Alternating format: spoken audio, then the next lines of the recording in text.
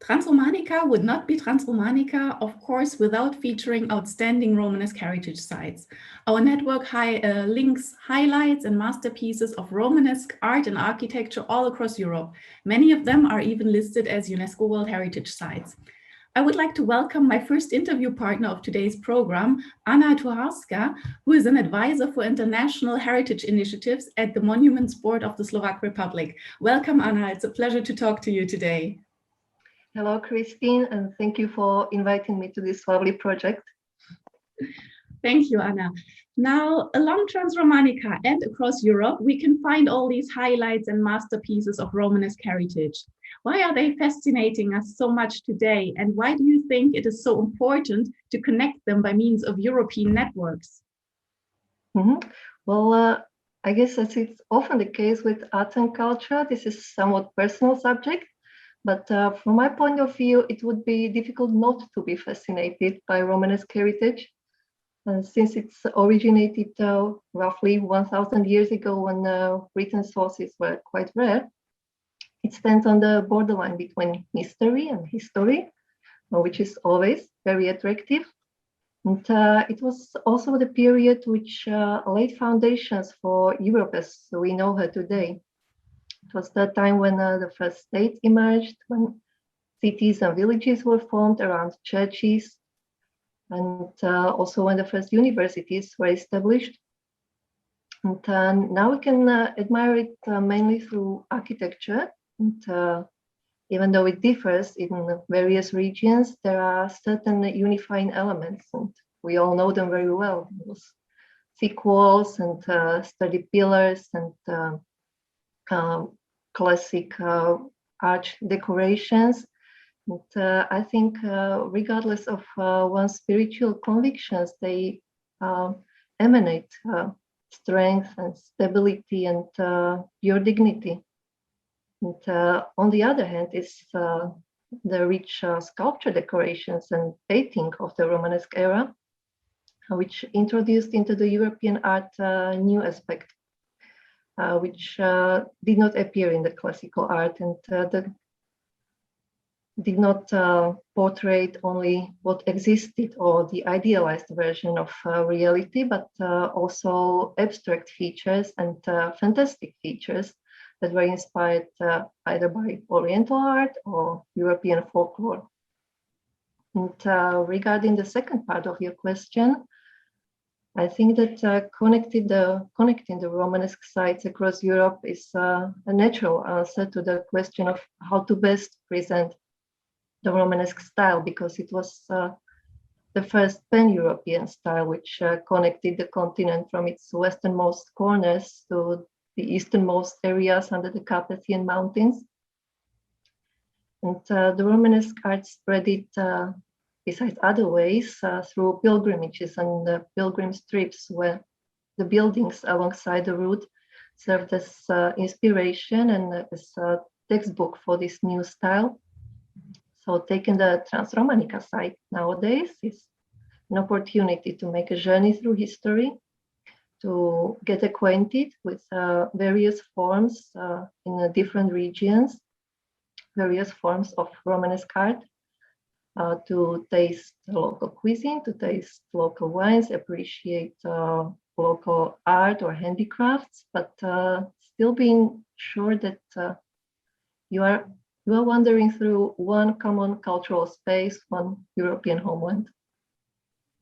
I really like the fact that you highlighted that making a network out of the Romanesque heritage site is actually not a new idea, because already in the Middle Ages there were these connections and there were the people traveling across Europe, and so to say we already had a network of Romanesque heritage sites back in the Middle Ages.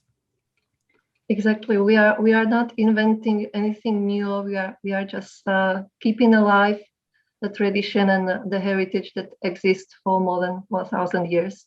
Yeah, that's true. Now, among the Transromanica site in Slovakia, the St. Martin's Cathedral in Spišská Kapitula really stands out. Being a part of the cultural landscape of Levoča, Spiš Castle, and the associated cultural monuments, it is listed as UNESCO World Heritage. Can you tell us what is the great value of this place that makes it so relevant on European and international level? Mm-hmm. Well, I would like to begin with mentioning that there are actually 3 sites of Transromanica in Slovakia. Those are churches in Bíňa and Diakoce, and the St. Martin's Cathedral in Spišská Kapitula. And they are all special in their own right, but the cathedral really requires more attention because it's unique in several aspects. It is part, as you mentioned, of Spišská Kapitula, which belongs to a specific ensemble of political centers that was Spiš Castle, of a religious administration, and of economic and cultural centers of historic town of Levoča and Spišské Podhradie. And this type of ensemble used to be quite common in medieval Europe, but only very few of them have been preserved until nowadays and in such a complete and authentic form.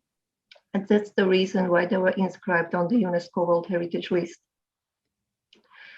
And the cathedral, it is the center of quite peculiar settlement.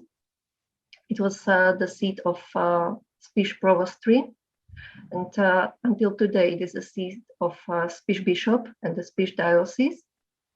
And you can imagine it as a small fortified town consisting of the cathedral, the Spiš Palace, the building of seminar for future priests, and the so-called canonical alley of house of church dignitaries who were called canonics. And for this concentration of religious buildings, it is often nicknamed the Slovak Vatican. And St. Martin's Cathedral has been an object of comprehensive research several years ago in 2006 and 2007. Which proved that it was built, or its construction has been started at the turn of 12th and 13th century. Its ground plan is quite unique in Slovak context. It is built as a 3-nave basilica, and together with the previously mentioned churches in Bíňa and Diakoce, it was one of the first buildings in this territory with vaulted ceilings. And although it has been altered in later periods, it has preserved especially the western facade in the Romanesque style, with its iconic 2 towers referring to the Westwerk, double windows, small shooting windows as a defense feature. In the interior, you can admire Romanesque pillars, specific small sculpture of a so-called white lion. Also, the preserved canonical library containing more than 12,000 books. And one other special feature which has been presented and conserved during the latest conservation. And it is related to the specific function that the Spiš chapter and the cathedral used to hold. It was the locus credibilis, which was very important function of the state administration in the medieval period. It was the public notary. It is a quite specific institution in the medieval kingdom of Hungary. And the Spiš chapter and its dignitaries used to witness and authorize legal acts and legal documents. And till this day, an archive of this locus credibilis have been preserved with its original authentic equipment, which you can picture as wooden poles on which are hanged linen bags in which the documents were preserved in order to protect them against mice. So we can really say that we're having this very unique heritage which gives us insights and lets us discover the past of the region where we can find it today. The past of the region and multiple layers of this past. Yeah. And I would like to highlight that even though if it's a fortified town, its gates are still open nowadays, and looking forward to welcome visitors once it is safe and legal to travel abroad. Yes, I'm really looking forward to coming to Slovakia and to seeing these wonderful Transromanica sites. Up until now, unfortunately, really, the COVID-19 pandemic has prevented me from traveling to Slovakia, but I hope that I can change that very, very soon, and that we will have many future joint projects with the Slovakian Transromanica sites, and of course, in combination also with the other sites across Europe. Well, the pleasure will be ours. So thank you very much, Anna, for talking to me today on behalf of our first European Transromanica Day. Thank you so much also for sharing with us your thoughts and also a lot of information about the Romanesque heritage in general and in Slovakia.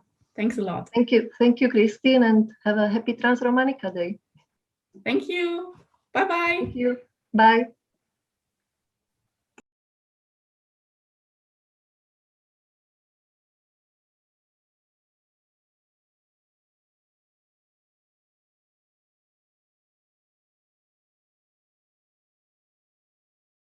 Tverk, kráľovskú kaplnku s najstaršou